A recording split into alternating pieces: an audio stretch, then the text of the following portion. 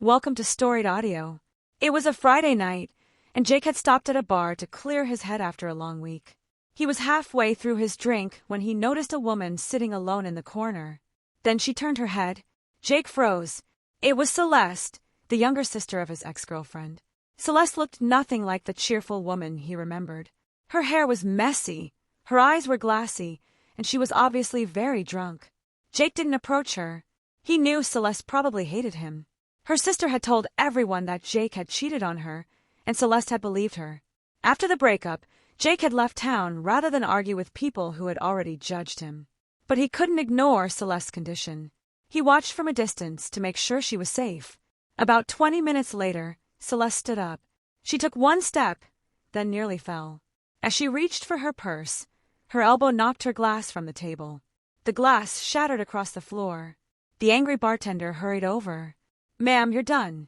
You need to leave." Celeste tried to answer, but her words were barely understandable. Jake rushed over. "She's with me," he said. The bartender frowned.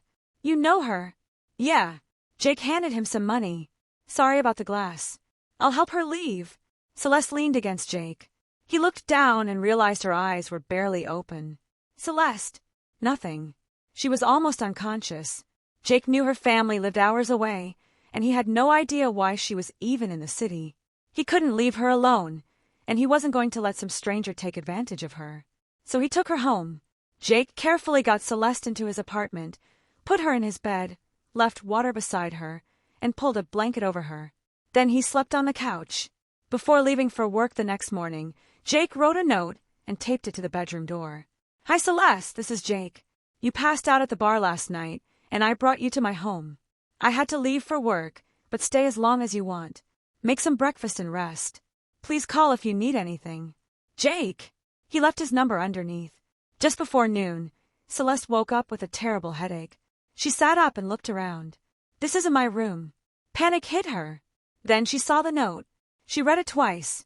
"Jake!" Relief came first. Then anger.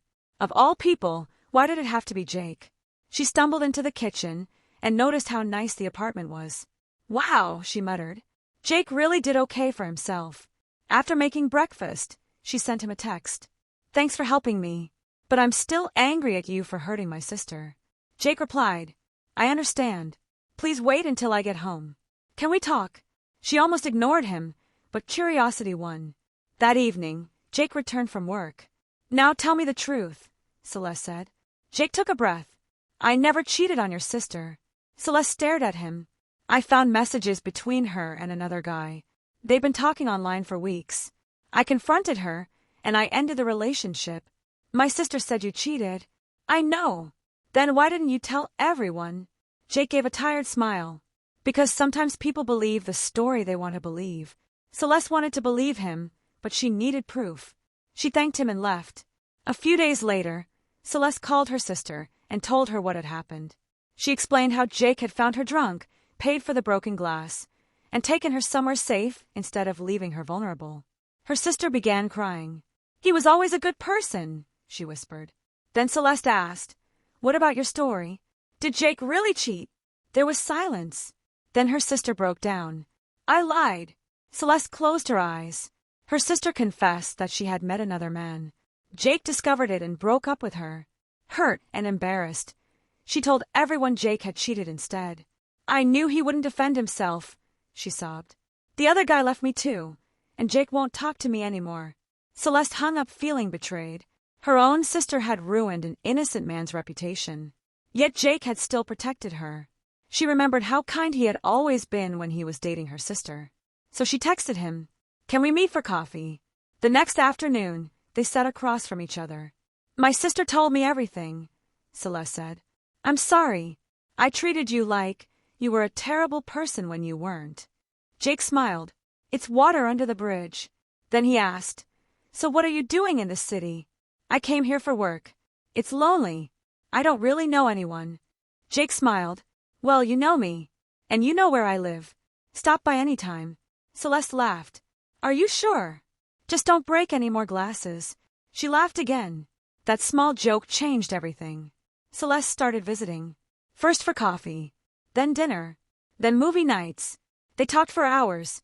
They discovered how much they had in common. They laughed, argued, and slowly learned each other's dreams. And eventually, they fell in love. When Celeste's sister found out, she didn't get angry. Instead, she called her parents and finally told them the truth about Jake. Her parents were disappointed, but they thanked her for being honest. When they learned Celeste was dating Jake, they called him. "We owe you an apology," Celeste's father said. Jake smiled. "You don't. You believed what you were told. We treated you badly. It's okay." Jake looked at Celeste. "I love her and I'd never hurt her." "We believe you," her mother said. Months later, Celeste's sister saw Jake and Celeste together at a restaurant. They were laughing, completely comfortable with each other. She smiled. For the first time, she wasn't jealous. She was grateful. Her sister had found someone who would protect her, respect her, and love her honestly.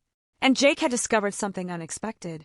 Sometimes the person you least expect to meet on the worst night of your life can become the person who changes your entire life. Because forgiveness doesn't erase the past. Sometimes, it simply gives the future a chance. Subscribe to the channel for more audio stories.